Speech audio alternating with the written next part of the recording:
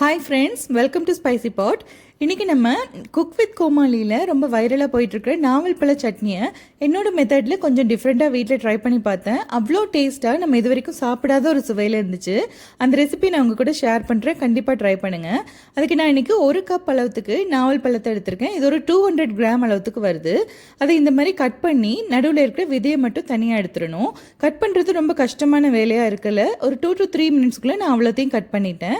பாருங்கள், இப்போ இந்த சதை பாட்டை மட்டும் தனியாக எடுத்து அதை நம்ம ஒரு மிக்சியில் மாற்றிட்டு 2 பச்சை மிளகாய், ஒரு சின்ன துண்டு அளவுக்கு இஞ்சி, ஒரு டேபிள் ஸ்பூன் அளவுக்கு தேங்காய் பூ, அடுத்தது பெருங்காயம் ஒரு சின்ன பிஞ்ச் அளவுக்கு இருந்தால் போதும். தேவையான அளவு உப்பு சேர்த்து கொரகொரப்பாக அரைச்சி எடுத்துகிட்டு வந்துடுறேன்.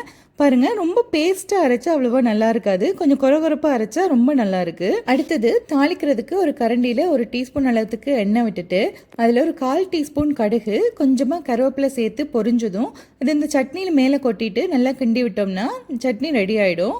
பாருங்கள், சூப்பராக இருக்குது பார்க்குறதுக்கே. இதை நான் இன்றைக்கி தோசையோடு ட்ரை பண்ணி பார்த்தேன். அவ்வளோ டேஸ்ட்டாக இருந்துச்சு. எங்கள் வீட்டில் எல்லாருக்குமே ரொம்ப பிடிச்சிருந்துச்சு. நீங்களும் இந்த ரெசிபியை உங்கள் வீட்டில் ட்ரை பண்ணி பார்த்துட்டு உங்களுக்கு பிடிச்சிருந்துச்சுன்னா கமெண்ட்டில் சொல்லுங்கள். அடுத்த வீடியோவில் பார்க்கலாம். பாய்.